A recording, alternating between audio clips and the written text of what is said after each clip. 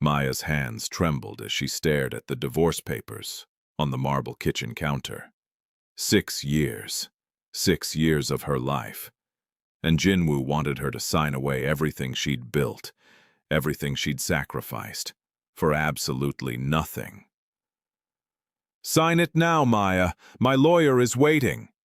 Jin-woo's voice was cold, nothing like the warm tone he'd used when they first met at Harvard Law School. Maya looked up at her husband. His arms were crossed, his jaw set. Behind him stood his mother, Mrs. Park, wearing that same disapproving expression she'd worn since the day Maya walked into their family. "Jin-woo, can we please talk about this privately?" Maya asked quietly. "There's nothing to discuss. Grandmother's will was very clear. The inheritance goes to a proper Korean daughter-in-law. You don't qualify." Mrs. Park stepped forward, her designer handbag clutched tightly. "Maya, dear, you've been a sweet girl these 6 years. But you must understand, our family has traditions, standards. The hotel empire cannot go to someone who doesn't understand our culture." Maya felt the familiar sting behind her eyes but refused to cry. "Not again. Not anymore. I learned Korean for you. I cook Korean food. I bow at every family gathering. I gave up my partnership track at the law firm to support Jin-woo's business ideas. What more do you want?" "It's not about what you did, Maya. It's about what you are." Jin-woo's words hit like a slap. Before Maya could respond, the doorbell rang. Jin-woo's face brightened instantly. Perfect timing. He rushed to open the door, and in walked a petite Korean woman with flawless skin and designer clothes. Her smile was syrupy sweet as she looked around Maya's home like she already owned it. "Soo-jin!" Mrs. Park embraced the woman warmly, more warmly than she'd ever embraced Maya in 6 years. Maya's stomach dropped. "Jin-woo, who is this?" "This is Soo-jin, my girlfriend from university. She's been studying abroad in Paris, but now she's back." Jin-woo walked over and put his arm around Soo-jin's waist, right in front of Maya. "She's everything my family wanted for me. If you're feeling angry right now, wait until you see what happens next. Hit that subscribe button and drop a comment telling me what you'd do in Maya's situation. Let's get to 10,000 comments on this video." Soo-jin walked toward Maya, her heels clicking on the hardwood floor. She looked Maya up and down with barely concealed disgust. "So, you're the American wife. Jin-woo told me all about you, about how you trapped him with your foreign ways." "Trapped him? I loved him. I married him." "Love," Soo-jin laughed, a tinkling sound that made Maya's skin crawl. "Jin-woo never loved you. He needed your money to finish business school. He needed your American connections. He needed you to take care of his family while I finished my studies in Paris. You were useful, nothing more." Maya looked at Jin-woo, waiting for him to deny it, to defend her, to show some sign of the man she'd fallen in love with. But he just stood there, silent. "Jin-woo, tell me she's lying." He shrugged. "Does it matter now? Grandmother is dead. The will is clear. I need a proper Korean wife to claim the inheritance. Soo-jin and I can get married next month. You just need to sign the papers and leave." "Leave? This is my house. I bought this house." Mrs. Park waved her hand dismissively. "In Korea, what belongs to the wife belongs to the husband. It's marital property. Sign the papers, take nothing, and go back to your people." Maya's phone buzzed in her pocket. She pulled it out and saw a text from her childhood friend, Marcus. "Meeting done early. Coming to surprise you for dinner. Be there in 20 minutes. She quickly typed back, "Don't come, not a good time." But Marcus had already replied, "Too late, already outside." The front door opened and Marcus walked in, tall and confident in his business suit. He was holding a bouquet of flowers and a bottle of wine. His smile faded the moment he saw the scene in the living room. "Maya, what's going on here?" Marcus, you should leave. I'm not going anywhere. Marcus set down the flowers and wine, his eyes fixed on Jin-woo. Who are these people, and why does my best friend look like she's been crying? Jin-woo stepped forward. Your best friend? Is this who you've been cheating with, Maya? Cheating? I've never cheated on you. Then why is this man walking into our home with flowers like he owns the place? Marcus laughed, but there was no humor in it. I've been Maya's friend since we were 8 years old. I bring her flowers every month because, unlike you, I actually appreciate her. Now someone better explain why she's holding divorce papers. Mrs. Park pointed at Marcus. See? This is exactly the problem. She brings these people around, embarrassing our family. These people. Marcus's voice went dangerously quiet. Maya grabbed Marcus's arm. Don't! They're not worth it! Soo-jin circled around Maya like a predator. You know what's funny? Jin-woo told me you actually thought he loved you, that you believed all his sweet words. Did you really think a Park family son would end up with someone like you forever? Someone like me? Oh, don't play innocent. You know exactly what I mean. You're not Korean. You're not even Asian. You're just a black American girl who got lucky that Jin-woo needed something from you. But that time is over now. Maya felt Marcus tense beside her, but she squeezed his arm tighter. Not yet. Not yet. Jin-woo spent every penny of the allowance you gave him on me, Soo-jin continued, clearly enjoying herself. That business trip to Seoul last month, we spent a week at a luxury hotel. Those startup costs you kept funding. Designer bags for me. Everything you worked for went to making me happy while you played the perfect little housewife. Maya's voice was steady when she finally spoke. You're right about one thing, Soo-jin. I was playing a role, but not the one you think. Something in Maya's tone made Jin-woo frown. What are you talking about? Maya set down the divorce papers and walked to her home office. She returned with a folder, placing it on the counter, next to the unsigned divorce agreement. You want to talk about grandmother's will? Let's talk about it. Mrs. Park, you said the inheritance goes to Jin-woo's proper Korean daughter-in-law. Did you actually read the full will? Mrs. Park's face reddened. Of course I read it. Then you know that grandmother left the inheritance to the wife of my grandson who shows true understanding of family, honor, and business. There's no mention of ethnicity, no mention of Korean blood, just those 3 qualities. That's ridiculous. Everyone knows what she meant. Maya opened the folder and pulled out a document. This is a letter from grandmother. She gave it to me 3 years ago, when Jin-woo brought me to visit her in the hospital. Do you want to know what it says? The room went silent. Jin-woo's face had gone pale. Grandmother wrote, Maya, my grandson chose poorly in many things, but he chose well in you. You learned our language not to impress us, but to truly understand us. You learned our food not to show off, but to nourish family. You gave up your career, not because you are weak, but because you are strong enough to invest in others. These are the qualities I want in the woman who will run my empire. Not the color of skin, not the shape of eyes, the content of character. Mrs. Park snatched the letter from Maya's hands. This is fake. Mother-in-law would never write such things. It's notarized, dated, witnessed by her personal lawyer, Mr. Kim Sung-ho, the same lawyer who's executing her will. Maya pulled out her phone. Should I call him right now? Put him on speaker so he can explain who the real heir is. You won't believe what Maya does next. If you're loving this story, smash that like button and share this video with someone who needs to see it. Comment below if you think Maya should forgive Jin-woo or move on. Jin-woo grabbed Maya's wrist. You can't do this! That inheritance belongs to my family! Get your hands off her. Marcus moved forward, but Maya held up her free hand. I can handle this. Maya looked directly at Jin-woo, and for the first time in 6 years, she didn't see the man she loved. She saw a stranger. You want to know what else I've been doing these 6 years while you thought I was just a quiet, obedient wife? She pulled out another document.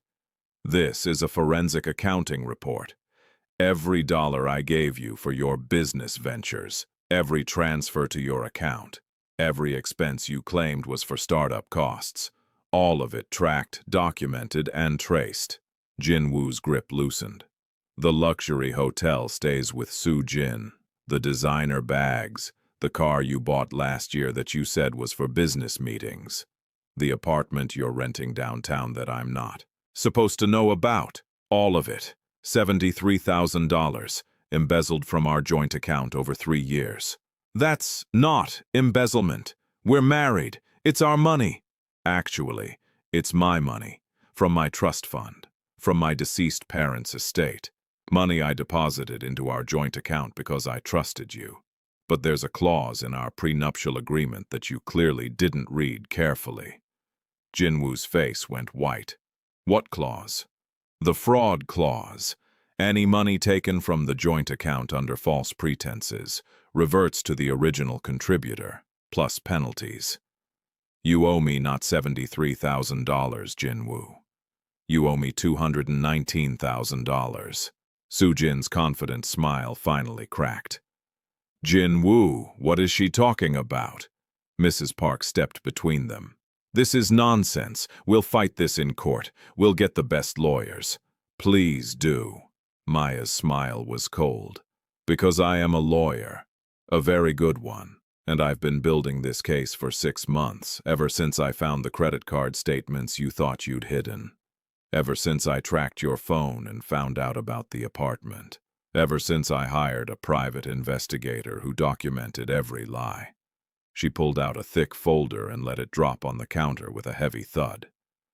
Every text message between you and Soo-jin, planning how to get rid of me once grandmother died. Every dinner where you laughed about how naive I was. Every moment you thought I was too stupid or too trusting to notice. It's all here. Jin-woo backward, his face drained of color.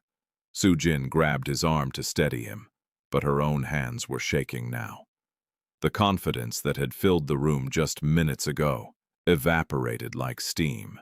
Mrs. Park's voice trembled. You've been spying on my son? What kind of wife does that? The kind who noticed her husband stopped wearing his wedding ring 6 months ago. The kind who found hotel receipts in his jacket pocket. The kind who got tired of being treated like a servant in her own home. Maya's voice remained calm, controlled. I gave you chance after chance to treat me with basic human respect. You chose not to. Maya, please. Jin-woo's voice cracked. Can we talk about this alone, without everyone here? Now you want privacy. After you brought your mistress into our home. After you humiliated me in front of your mother and your girlfriend. Maya shook her head. No. Everything happens right here, right now. Soo-jin finally found her voice again. Fine. You have some documents. So what? Jin-woo will still divorce you and we'll still get married. The inheritance will be ours. Will it? Maya pulled out her phone and made a call. Mr. Kim. Yes, this is Maya Park. Can you please come to my home? Yes, right now. We need to discuss grandmother's will with the family. Thank you. She hung up and looked at the 3 people who'd made her life miserable for 6 years. Grandmother's lawyer will be here in 15 minutes. He has some interesting information about the inheritance that you should probably hear. What information? Mrs. Park demanded. You'll find out soon enough. Maya walked past them to the kitchen and poured herself a glass of water, with steady hands. She could feel their eyes on her back, could sense their growing panic. Marcus stood near the door like a bodyguard, his arms crossed, his expression making it clear that no one was leaving until this was settled. Maya, you don't have to do this, Jin-woo tried again. We can work something out. We can negotiate. Negotiate? Maya turned around. Like how you negotiated with me when you said learning Korean would make your family accept me, when you said one more year and they'd warm up to me, when you said your mother just needed time. How many years was I supposed to wait, Jin-woo? How many times was I supposed to prove myself? My family has traditional values. You knew that when you married me. Traditional values don't mean treating someone like trash. I attended every family gathering, every holiday, every birthday. I sat through dinners where your aunt spoke about me in Korean, thinking I couldn't understand, saying I wasn't good enough, saying my children would be mixed and ruin the family bloodline. Mrs. Park gasped. You understood? All this time? Every word, every insult, every cruel comment. I became fluent in Korean after the first year of marriage. But I stayed quiet because I thought if I just proved myself through actions, you'd eventually see me as family. Maya's laugh was bitter. I was so naive. Soo-jin looked uncomfortable for the first time. Jin-woo, you said she didn't speak Korean well. I told you what you wanted to hear, Soo-jin. Just like I told Maya what she wanted to hear. That's what people do. Jin-woo ran his hands through his hair, looking cornered. That's what liars do, Marcus corrected coldly. The doorbell rang. Maya went to answer it, and Mr. Kim Jung-ho entered, carrying a briefcase. He was a distinguished man in his 60s, wearing a traditional Korean suit. He bowed respectfully to everyone, his eyes lingering on Maya, with what looked like sympathy. Thank you for coming on such short notice, Mr. Kim, Maya said. Of course, Mrs. Park. I've been expecting this conversation. He set his briefcase on the dining table and pulled out several documents. Shall we begin? Mrs. Park rushed forward. Mr. Kim, please tell my daughter-in-law that she cannot claim the inheritance. The will clearly states it goes to a proper Korean wife. Mr. Kim adjusted his glasses and looked at Mrs. Park with an expression that was professional but firm. Mrs. Park, I drafted the will myself under your mother-in-law's specific instructions. Would you like me to read the exact wording? That won't be necessary. Everyone knows what mother-in-law intended. Actually, I think it is necessary. Mr. Kim opened the document. The will states, I leave my entire estate, including the Grand Palace hotel chain, all associated properties and business holdings, to the wife of my grandson, Jin-woo Park, who demonstrates true understanding of family values, business acumen, and personal honor. This inheritance is granted not by blood but by character. He looked up. Your mother-in-law was very specific about those words. She made me rewrite the will 3 times to get the wording exactly right. See? Soo-jin said triumphantly. Family values, honor. That means Korean values, Korean honor. If I may continue, Mr. Kim said dryly. There is a second clause that addresses succession. It states, should my grandson divorce his current wife for reasons of infidelity, dishonor, or abandonment on her part, the inheritance passes to the next wife. However, should the divorce occur, due to my grandson's infidelity, dishonor, or mistreatment, the inheritance remains with the first wife permanently, along with full control of all family business assets. The room went completely silent. Jin-woo's voice was barely a whisper. What? Your grandmother was a very intelligent woman, Mr. Kim continued. She knew her family well, she knew their values, and she wanted to ensure that whoever married her grandson would be protected from being used and discarded. Mrs. Park grabbed the will from his hands, her eyes scanning desperately. This can't be legal. We'll contest it. You can try, Mr. Kim said calmly. But your mother-in-law had 3 independent psychiatric evaluations done before her death to prove she was of sound mind. She had the will witnessed by 5 lawyers.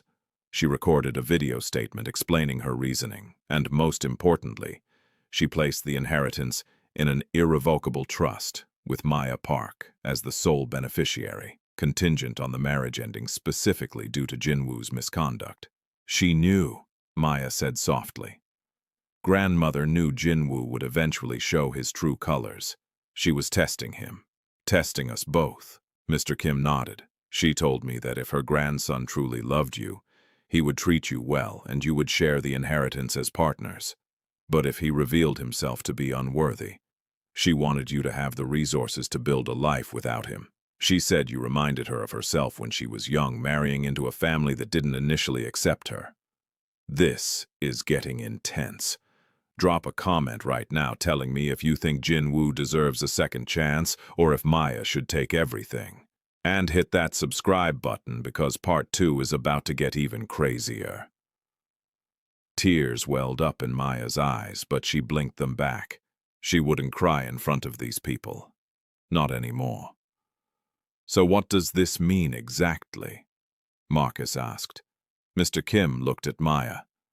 It means that Mrs. Maya Park is now the sole owner of the Grand Palace hotel chain, which includes 17 luxury hotels across Korea, Japan, and the United States. She owns the family's real estate portfolio, including this house, the apartment building downtown, and 3 commercial properties in Seoul. She controls all business accounts, stock portfolios, and investment holdings. The estimated total value is approximately $400 million. Jin-woo collapsed into a chair. Soo-jin's face had gone completely white. Mrs. Park looked like she might faint. $400 million, Soo-jin whispered. You told me it was maybe 20 million. I didn't know the full extent of grandmother's wealth, Jin-woo said weakly. She was always so modest. She was modest because she valued character over displays of wealth, Mr. Kim said. Something her grandson clearly didn't inherit. He turned to Maya. Mrs. Park, there are additional documents you need to sign to formally assume control of the assets. I can schedule a meeting at my office tomorrow if you're ready to proceed. I'm ready, Maya said firmly. Wait! Jin-woo stood up suddenly. Maya, please, let's think about this. We can fix this marriage. I made mistakes, yes, but we can go to counseling. We can start over. You don't have to do this. Start over? Maya's voice was incredulous. You brought your mistress to our home and told me to sign away everything I had. You called me useful, a tool, something to discard when you were done with me. I was angry. I didn't mean those things. You meant every word, and even if you didn't, Soo-jin did. Your mother did, and you stood there and let them say those things to me. Maya walked closer to him. Do you know what hurts the most, Jin-woo? It's not the cheating, it's not even the lies. It's the fact that you never once defended me. Not to your mother, not to your aunts, not to anyone. You let them tear me apart piece by piece, and you watched. Maya, please, no. I'm done begging for scraps of respect from people who will never see me as human. I'm done making myself smaller so you can feel bigger.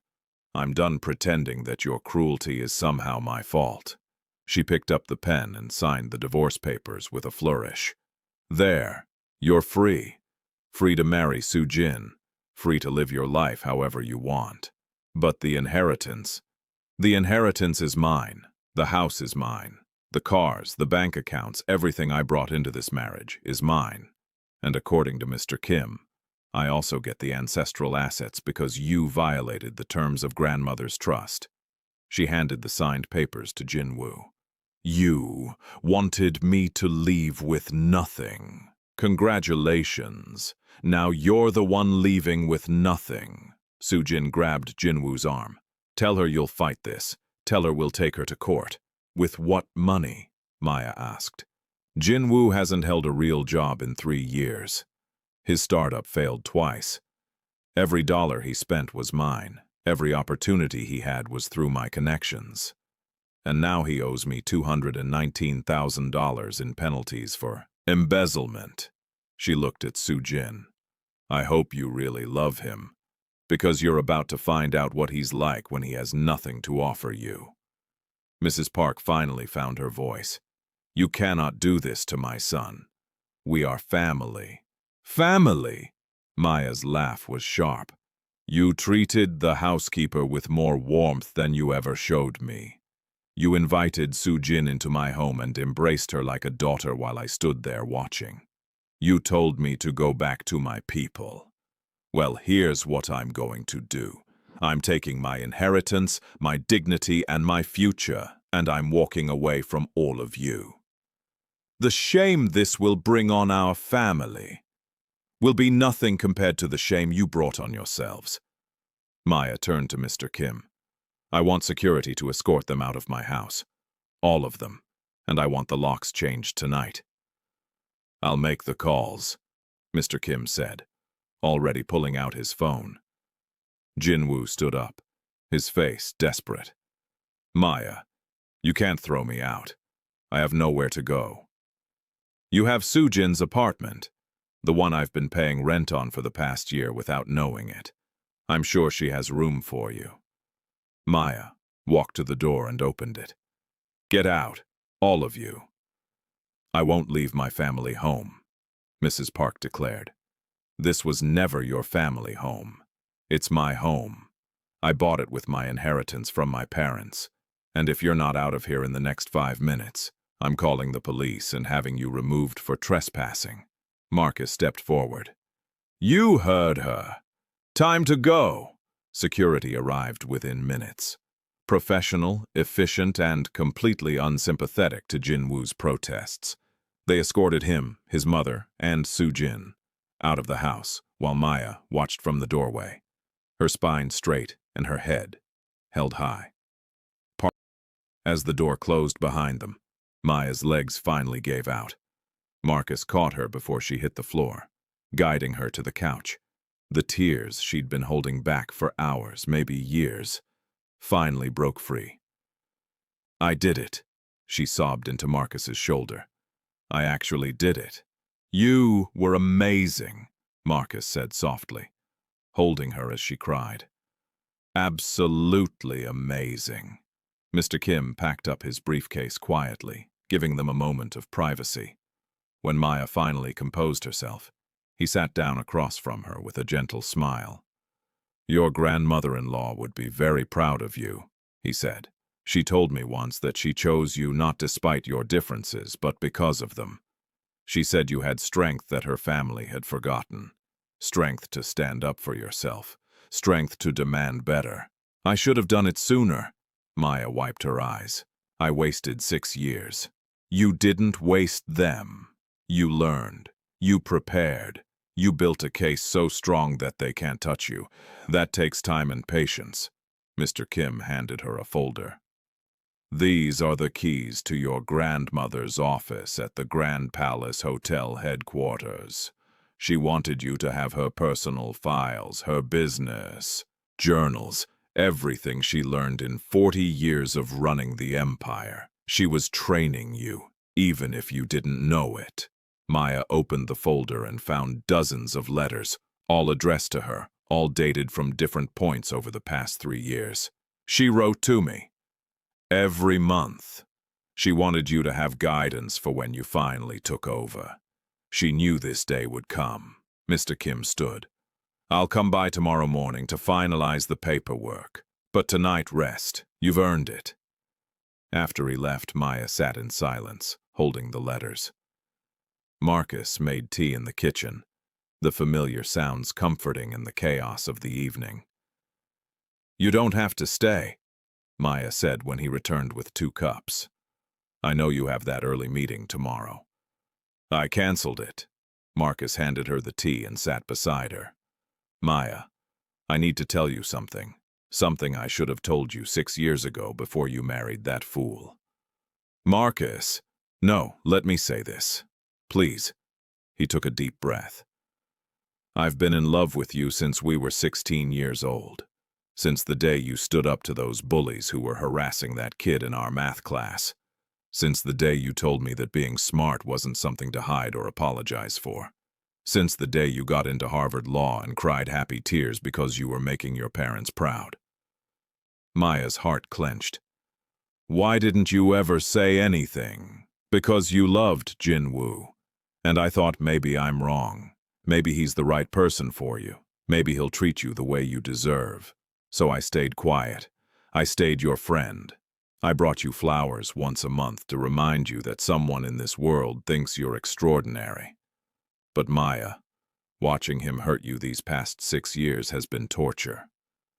I never knew. You never showed any sign. I'm showing you now. Marcus took her hand, his thumb brushing across her knuckles. I'm not asking you to love me back. I know you need time to heal. I know you need space to figure out who you are outside of this marriage. But I need you to know that when you're ready, if you're ever ready, I'm here. I've always been here. If your heart is racing right now, mine is too. Comment below if you're Team Marcus, or if Maya should focus on herself first, and make sure you're subscribed because this ending is going to blow your mind. Maya looked at their joined hands, then up at Marcus's face, really looked at him for the first time in years. The boy she'd grown up with had become a man, successful and kind, who'd waited patiently while she learned hard lessons about love. Marcus, I can't promise you anything right now. My heart is broken. My trust is shattered. I need time to put myself back together. I know, and I'll wait. I've been waiting this long. What's a little longer? He smiled, but there was sadness in his eyes. Just promise me one thing. What? Promise me you'll never settle again.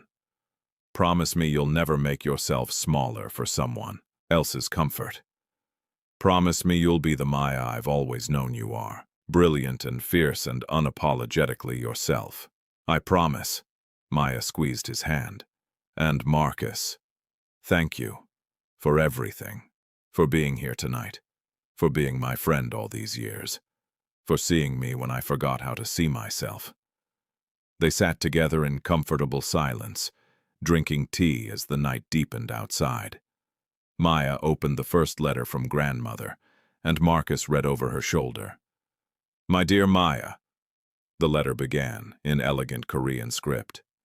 If you're reading this, then my grandson has finally revealed his true nature, and you have found your strength. I knew from the moment I met you that you were special. Not because you tried so hard to please us, but because you had the courage to love someone despite his family's rejection. That kind of love is rare and precious, but even rarer is the courage to stop loving when that love becomes poison. I hope I taught you well. I hope you remember that business, like life, requires knowing when to hold firm and when to walk away. The hotels are yours now. Use them wisely, build something beautiful, and please, find happiness with someone who sees your worth. Perhaps that young man who brings you flowers each month. I see the way he looks at you. That is how a man should look at the woman he loves, with reverence, not ownership, with partnership, not dominance. Be well, my daughter, for that is what you are to me. More than Jin-woo's wife, you are the daughter I wish I'd had. With love and respect, Grandmother Park. Maya's tears fell onto the letter, smudging the ink slightly. She knew about you, she whispered to Marcus. She knew how you felt. Smart woman, Marcus said quietly. Maya spent the next hour reading through the letters while Marcus dozed on the couch. Each letter contained business advice, personal reflections, and gentle encouragement. Grandmother had been documenting the family's behavior, Jin-woo's gradual descent into entitlement, and Maya's quiet strength in enduring it all. The last letter was dated just a week before grandmother's death. Maya, my time is short now. The doctors say weeks, maybe days. I'm not afraid of death. I've lived a full life, but I am afraid of leaving you trapped in a marriage that diminishes you. So I've made arrangements. Mr. Kim has all the documents. The trust is ironclad. When Jin-woo shows his true self, and he will, you'll have the resources to be free. More than that, you'll have an empire to run. I built these hotels from nothing, starting with a small inn that everyone said would fail. I want you to take them higher than I ever could. Bring your American innovation. Bring your legal mind. Bring your beautiful, fierce heart. Make the Grand Palace Hotels a place where everyone is welcome, regardless of who they are or where they come from. Make it the empire I dreamed of but never quite achieved. And, Maya, one more thing. That young man, Marcus, who visits you every month, the one who looks at you like you hung the moon. Give him a chance when you're ready. Some loves are worth waiting for. Goodbye, my daughter. Make me proud. Maya folded the letter carefully and looked at Marcus, who was now awake and watching her. She gave me her blessing, Maya said softly. She told me to give you a chance when I was ready. And are you ready? Marcus asked, hope and fear warring in his expression. Maya stood up and walked to the window, looking out at the city lights. No, not yet, but I think I will be. Soon. Then I'll wait. Marcus came to stand beside her, however long it takes. They stood together, shoulders touching as the night gave way to dawn. In the morning, Maya would go to the Grand Palace headquarters. She would claim her inheritance. She would start building the empire grandmother had left her. But right now, in this moment, she let herself simply breathe. Let herself feel the weight lifting from her shoulders. Let herself imagine a future where she wasn't constantly proving her worth to people who refused to see it. Her phone buzzed. A text from Jin-woo. Please reconsider. I love you. I always have. Maya deleted it without responding. Another text, this time from Mrs. Park.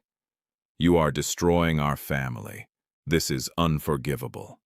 Delete. A third text from Soo-jin. You won't get away with this. We'll find a way to take what's rightfully ours.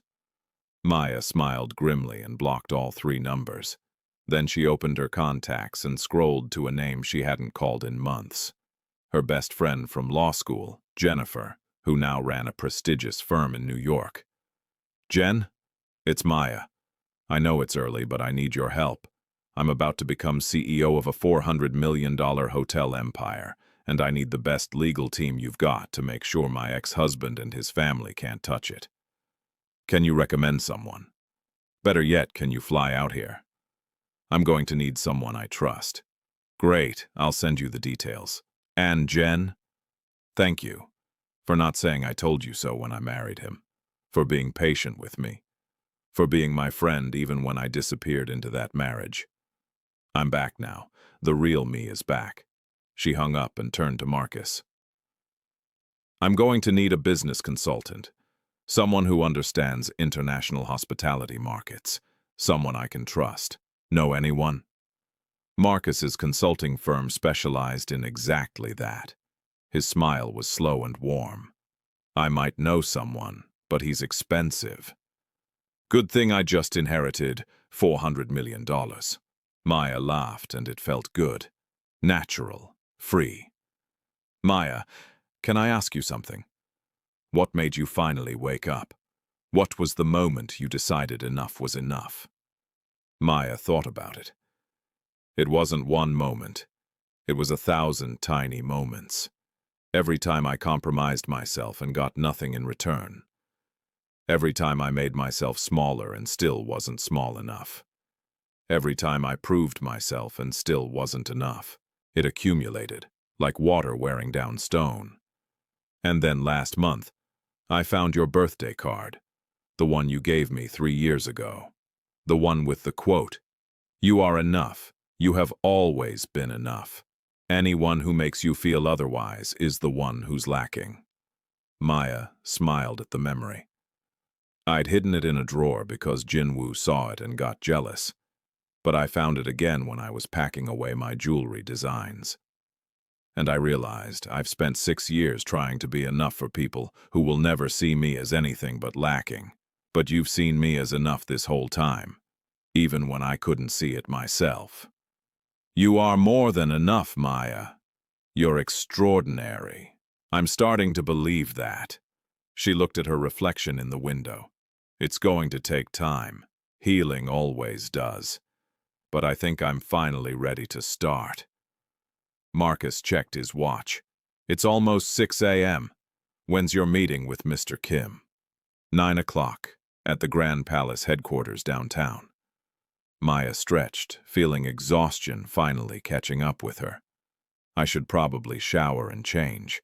Look professional for my first day as CEO. You could show up in pajamas and you'd still be the most powerful person in that building. Marcus grabbed his jacket. But I'll let you get ready. Call me after the meeting. I want to hear how it goes. Marcus, wait! Maya caught his hand before he could leave. Stay, please. I don't want to be alone right now. You can sleep in the guest room. We'll have breakfast together, and then you can drive with me to the headquarters. Something shifted in Marcus's expression, hope blooming carefully. Are you sure? I'm sure. You've been my best friend for 20 years. That doesn't change just because everything else is changing. She squeezed his hand. And maybe, eventually, it becomes something more. But right now I just need my friend. Then I'm here, always. 3 hours later, Maya stood in front of her closet staring at the rows of conservative clothing she'd accumulated over 6 years. Modest dresses in muted colors, cardigans and long skirts. Nothing too bold, nothing too attention-grabbing. Jin-woo had always said he preferred her to dress conservatively, to not stand out too much at family gatherings. She pulled out a fitted black suit she'd bought years ago, but never worn. Too powerful, Jin-woo had said. Too aggressive. She put it on now along with the red heels that had been sitting in their box unused for 3 years. She styled her natural hair in a high bun that showed off her face rather than hiding it. She put on lipstick, red and bold. When she walked into the kitchen, Marcus looked up from his coffee and nearly dropped the mug. Wow, he said simply. Too much? Maya asked, suddenly uncertain. No, it's perfect. That's the Maya I remember from law school. Confident, powerful, ready to take on the world. He stood up and pulled out a chair for her. I made breakfast. Nothing fancy, just eggs and toast. But you need to eat before that meeting. They ate together in comfortable silence, the morning sun streaming through the windows. Maya's phone kept buzzing with messages from blocked numbers, but she ignored them. Today wasn't about Jin-woo or his family. Today was about stepping into the future grandmother had built for her. At exactly 8:30, they drove to the Grand Palace headquarters. The building was a stunning piece of modern architecture, glass and steel reaching 30 stories into the sky. Maya had driven past it 100 times but never been inside. Jin-woo had always made excuses for why she couldn't visit grandmother's office, couldn't attend family business meetings. Now she understood why.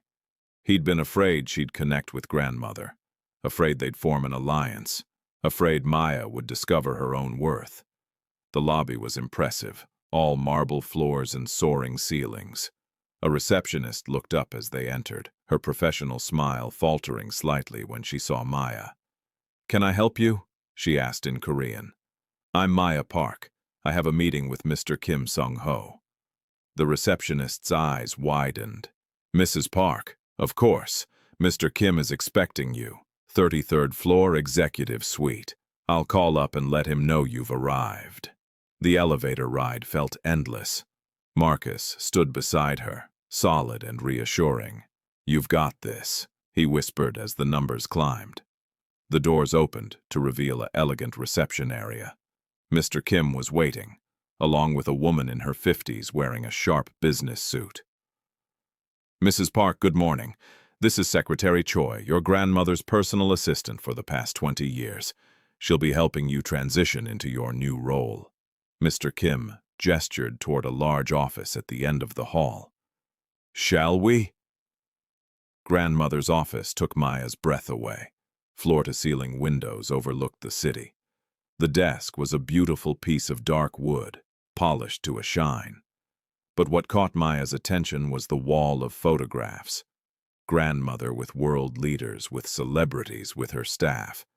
And in the center, a large framed photo of Maya and grandmother from 3 years ago, both smiling at a family dinner. She had that photo enlarged and placed there the week after it was taken, Secretary Choi said softly. She told everyone you were going to be running this company someday. We all thought she was being sentimental, but she was right as always. Mr. Kim opened his briefcase and spread documents across the desk.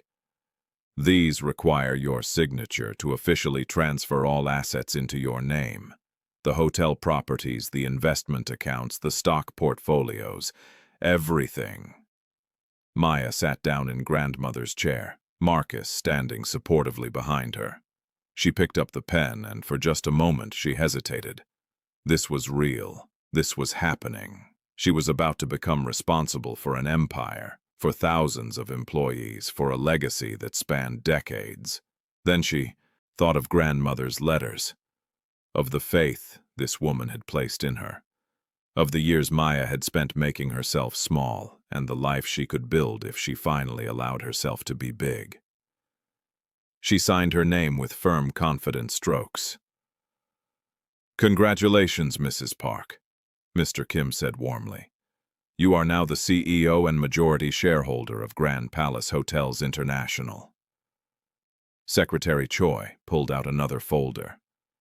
"We have 17 hotels across 3 countries.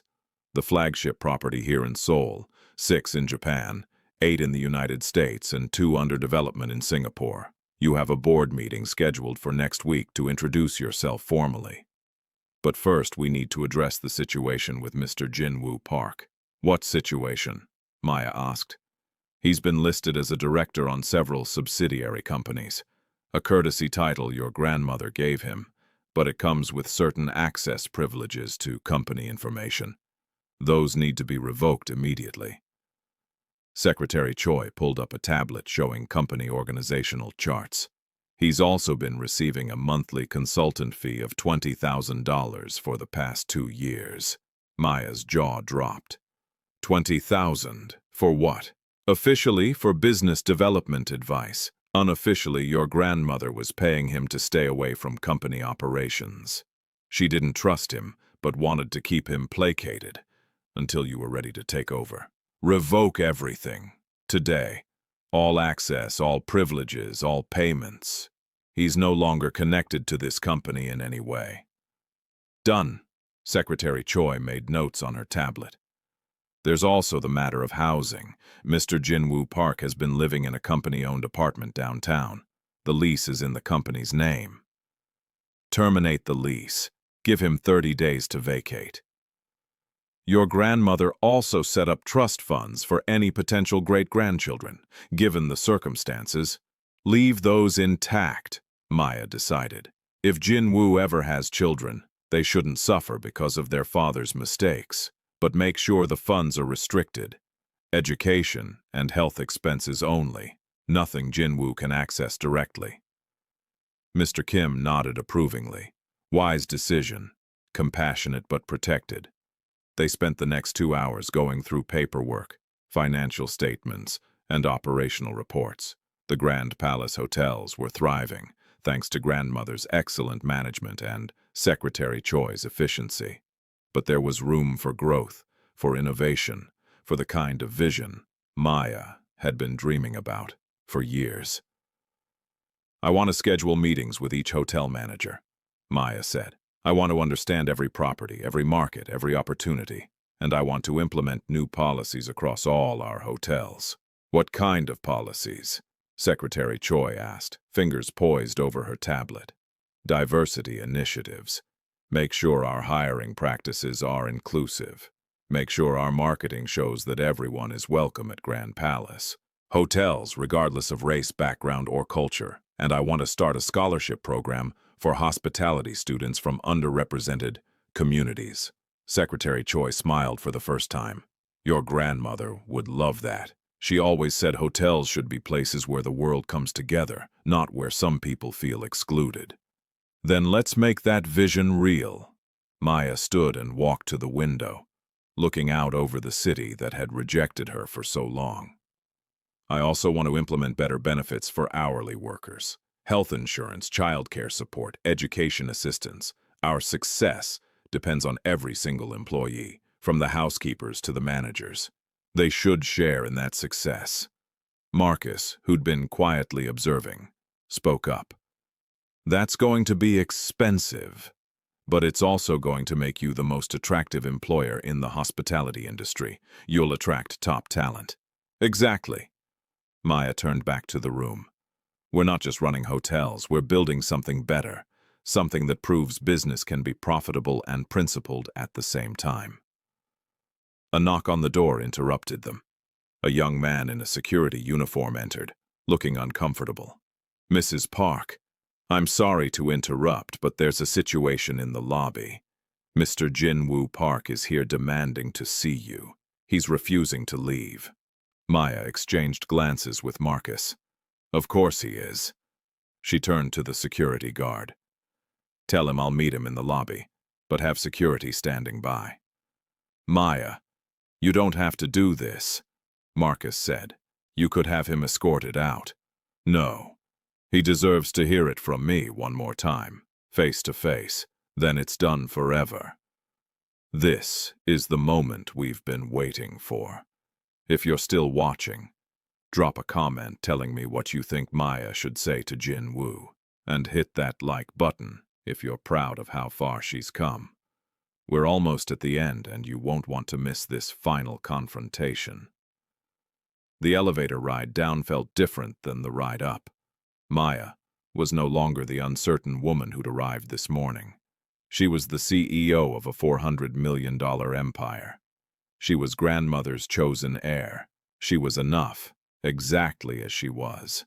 The lobby had fallen silent. Employees pretended to work while obviously watching the drama unfold. Jin-woo stood in the center, his hair disheveled, his clothes wrinkled. He looked like he hadn't slept. When he saw Maya, his face crumpled with relief and desperation. Maya, thank God. I've been trying to reach you all night. Please, we need to talk. We have nothing to discuss, Jin-woo. But we do. I made mistakes, terrible mistakes, but I love you. I've always loved you. Soo-jin meant nothing. It was a moment of weakness. Please, give me another chance. Maya walked closer. Marcus and two security guards flanking her. She kept her voice calm, professional. Jin-woo, do you know what gaslighting is? He blinked, confused by the question. What? Gaslighting. It's a manipulation tactic where someone makes you question your own reality, your own perceptions, your own worth. You're very good at it. You made me believe I was the problem, that I wasn't Korean enough, wasn't traditional enough, wasn't worthy of your family's respect. But the truth is, the problem was never me. It was always you. That's not fair. My family has expectations. Your family used culture as an excuse for cruelty, and you let them. You stood by while your mother insulted me, while your aunts mocked me, while your girlfriend moved into our home. You let all of that happen because it was easier than standing up for me. Easier than being a real partner. Jin-woo's face reddened. I protected you more than you know. I kept them from saying worse things. Protected me. Maya's laugh was sharp. You should have never put me in a position where I needed protection from your own family. A real husband would have shut that down from day one. A real husband would have made it clear that disrespecting me was unacceptable. But you didn't, because you never actually saw me as your equal. You saw me as a convenient solution to your problems. That's not true. I married you because I loved you. You married me because I was a successful lawyer with a trust fund and family connections. Because I could support you while you played entrepreneur. Because I was so grateful for your attention that I'd accept whatever scraps of affection you threw my way. Maya stepped closer. But I'm not that woman anymore. I'm the CEO of Grand Palace Hotels now. I'm worth $400 million. I have an empire to run and a future to build. And none of that future includes you. Jin-woo's desperation turned to anger. You think you can just erase 6 years? Just throw away our marriage like it meant nothing? Our marriage ended the moment you brought Soo-jin home and told me to accept it. Actually, it probably ended long before that. I was just too blind to see it. If you do this, you'll regret it. You'll end up alone. Who's going to want you now? A divorced woman, Careful. Marcus stepped forward, his voice deadly quiet. Very careful how you finish that sentence. Jin-woo finally seemed to notice Marcus. Of course. Your lover. How long have you two been sneaking around behind my back? We've never been together, Maya said calmly. But even if we had been, it wouldn't have been cheating. You can't betray someone who betrayed you first, and Marcus is more of a man than you'll ever be. He sees my worth. He's never asked me to be smaller or quieter or different than I am. So that's it. You're just going to throw me away and run off with him. No. I'm going to build an empire. I'm going to make grandmother proud. I'm going to create hotels where everyone feels welcome, regardless of their background. I'm going to prove that success doesn't require cruelty. And I'm going to do it all without you. Maya pulled an envelope from her purse and handed it to Jin-woo. That's a cease and desist letter. You're not to contact me, not to come to any Grand Palace properties, not to use the Park family name in any business dealings. If you violate these terms, I will prosecute you for embezzlement, fraud, and harassment. The evidence is all documented and ready to file. Jin-woo opened the envelope with shaking hands, his face going pale as he read. You've also been removed from all company records, Maya continued. Your consultant fees are terminated. Your company apartment lease is cancelled. You have 30 days to vacate. Any property you took from our home that belonged to me needs to be returned, or I'll add theft to the list of charges. You can't do this. I'm a Park. This company belongs to my family. This company belonged to your grandmother. She chose to leave it to me. And frankly, after seeing how you've managed your own life, I understand why. Maya turned to the security guards. Please escort Mr. Park out of the building. He's no longer welcome here. No, you can't do this. Maya, please. I have nothing. No job, no money, no home. What am I supposed to do? What millions of people do every day. Figure it out. Get a real job. Build something with your own 2 hands instead of living off other people's success. Grow up. Maya's voice softened slightly. Jin-woo, you're not a bad person. You're just a weak one. Weak people hurt others to make themselves feel strong, but true strength is about building people up, not tearing them down. I hope you learn that someday. She turned and walked toward the elevator, Marcus beside her. Jin-woo's voice echoed across the lobby.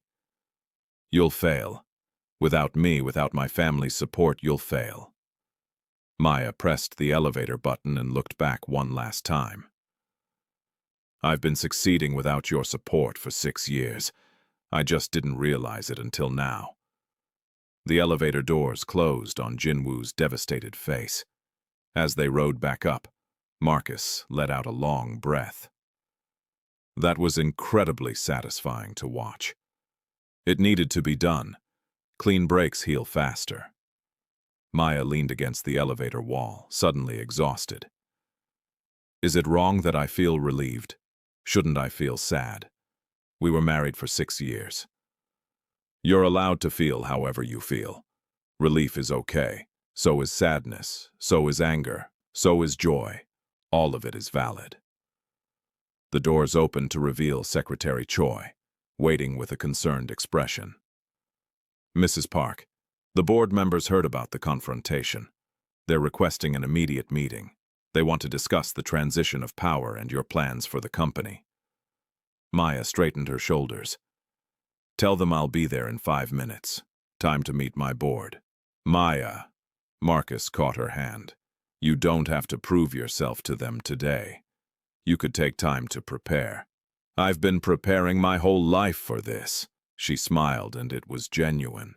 Besides, I'm done waiting for permission to take up space. I'm done asking for approval to be who I am. If they don't like me, they can resign. I'm the majority shareholder. I'm in charge. Secretary Choi grinned. Your grandmother used to say almost the exact same thing. You're definitely her successor. The boardroom was impressive, with a long mahogany table surrounded by leather chairs.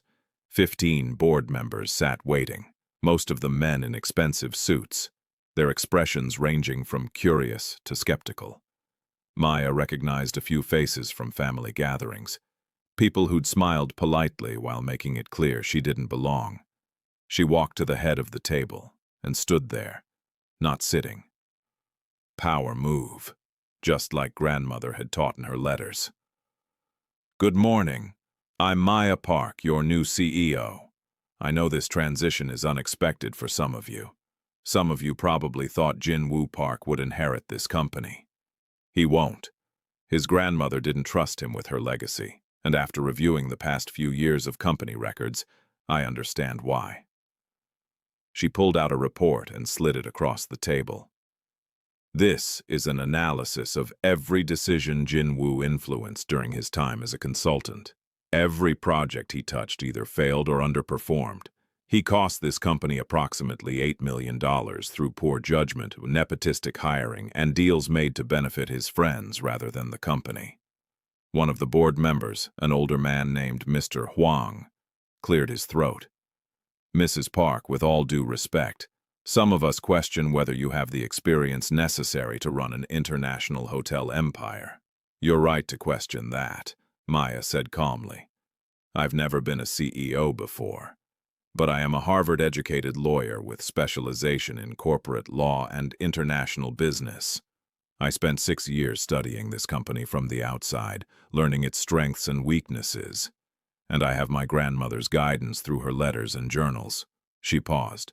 But more importantly, I'm not arrogant enough to think I know everything. That's why I'm keeping Secretary Choi and the entire management team. That's why I'll be meeting with each hotel manager individually. That's why I'm hiring the best consultants in the industry. I'm smart enough to surround myself with people smarter than me in areas where I'm weak. Another board member, a woman named Ms. Lee, spoke up. What's your vision for the company? What changes should we expect? Maya had been waiting for this question. Grand Palace Hotels has been successful by providing luxury experiences for wealthy travelers. That's not going to change. But I want to expand our mission. I want us to be known not just for luxury, but for inclusivity, for sustainability, for being an employer that values every worker from the housekeepers to the executives. I want our hotels to be places where everyone feels welcome, where diversity isn't just tolerated, but celebrated. That sounds expensive, Mr. Huang said skeptically. It is expensive in the short term, but in the long term it makes us more competitive. Millennials and Gen Z travelers care about corporate values. They want to spend money with companies that reflect their principles. By positioning ourselves as leaders in sustainable, inclusive luxury, we capture a growing market segment while maintaining our existing customer base. She pulled out another document, one she'd prepared at 3 a.m. while unable to sleep. Here's a 5-year plan. New properties in underserved markets, partnerships with local communities, green building initiatives, staff development programs, and yes, better wages and benefits for hourly workers. The cost analysis shows we'll reduce turnover by 40%, which more than pays for the investment in benefits. The board members passed around the document, their skeptical expressions slowly shifting to interest. You prepared this overnight? Ms. Lee asked, impressed. I've been preparing this for 6 years. I just finally have the authority to implement it. Maya sat down for the first time, signaling a shift from confrontation to collaboration. Look, I know some of you don't think I belong here. I know you question whether grandmother made the right choice. So let me be clear, I'm not asking for your approval. I'm asking for your expertise. Work with me, and we'll make this company greater than it's ever been. Work against me, and I'll replace you with people who share the vision. It's your choice. The room fell silent. Then, Ms. Lee started clapping. Slowly, the other board members joined in. Mr. Huang stood up and bowed slightly. Mrs. Park, I apologize for underestimating you. Your grandmother chose well. I look forward to working with you. The meeting continued for another 2 hours, covering financial reports, property performance, and upcoming projects. Maya held her own, asking smart questions, offering insights, proving she belonged at that table. When it finally ended, she returned to grandmother's office, closed the door, and let herself collapse into the chair. Marcus had been waiting, and he handed her a bottle of water without being asked. "You were incredible in there," he said. They went from skeptical to impressed in about 5 minutes. "I was terrified the entire time. Couldn't tell, you looked completely confident. That's because I was channeling grandmother. Every time I felt uncertain, I thought, what would she do?" Maya drank half the water in one go. "Is it always going to be this exhausting?" "Probably for a while, but you'll get used to it, and you'll build a team you trust. It gets easier." Maya's phone buzzed. A message from Jennifer. "Landed in Seoul. Where do you want to meet?" "My lawyer friend is here," Maya told Marcus. "I should meet with her to finalize everything with Jin-woo and his family." "Want me to come?" "No, you should go to your own meetings. You've been babysitting me for 18 hours. You need to run your own business." Marcus stood up reluctantly. "Okay, but I'm taking you to dinner tonight. No arguments. You need to eat and you need to celebrate. This is the first day of your new life. That deserves a proper celebration." "Dinner sounds perfect."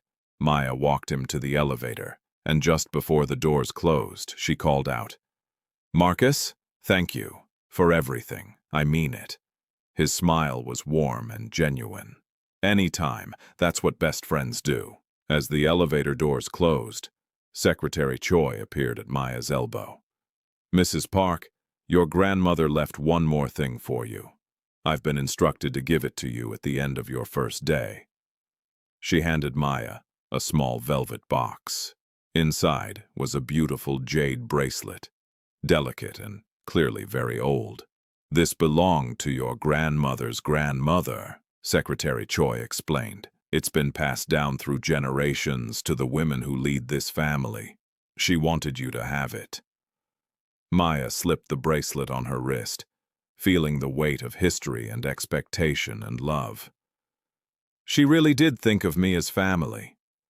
She didn't just think it, she knew it. Family isn't always about blood, Mrs. Park. Sometimes it's about who shows up, who stays, who fights for you even when it's hard. You were more family to her than most of her blood relatives. Maya touched the bracelet gently, feeling tears prick her eyes again. But this time they weren't tears of pain or anger. They were tears of gratitude, of belonging, of finally understanding her own worth. She had spent 6 years trying to earn a place in a family that would never accept her. But all along, she'd had a grandmother who saw her, valued her, and trusted her with everything that mattered. "Secretary Choi, let's get back to work. We have an empire to run." "Yes, Mrs. Park, yes, we do." 3 months later, Maya stood in the lobby of the Grand Palace Hotel in New York, watching as workers hung a new sign. The sign read, "Grand Palace Hotels, where everyone belongs." Marcus stood beside her, his hand finding hers naturally. They'd been dating for 6 weeks now, taking things slow, building something real and solid. "Your grandmother would be proud," he said softly. "I hope so." Maya squeezed his hand. "I really hope so." Her phone buzzed. A text from Jennifer. "Just finalized the last of the legal proceedings. Jin-woo has officially paid back the embezzled funds. You're completely free." Maya smiled and deleted the message. She didn't need reminders of the past anymore. She was too busy building the future. "Ready for the grand opening?" Marcus asked. "More than ready." Maya adjusted her jacket, the one with the jade bracelet peeking out from the sleeve, and walked toward the ribbon-cutting ceremony where press and guests were waiting. She wasn't the quiet, apologetic woman who'd tried so hard to be accepted. She wasn't the wife who'd made herself small. She was Maya Park, CEO of Grand Palace Hotels International. And she was exactly enough. She was finally, completely, triumphantly herself. And that deserved a standing ovation. If you made it to the end of this story, you're amazing. Drop a comment telling me what you thought, hit that like button, and subscribe for more stories about people who find their strength and take back their power. Share this with someone who needs to hear that they're enough, exactly as they are. See you in the next video.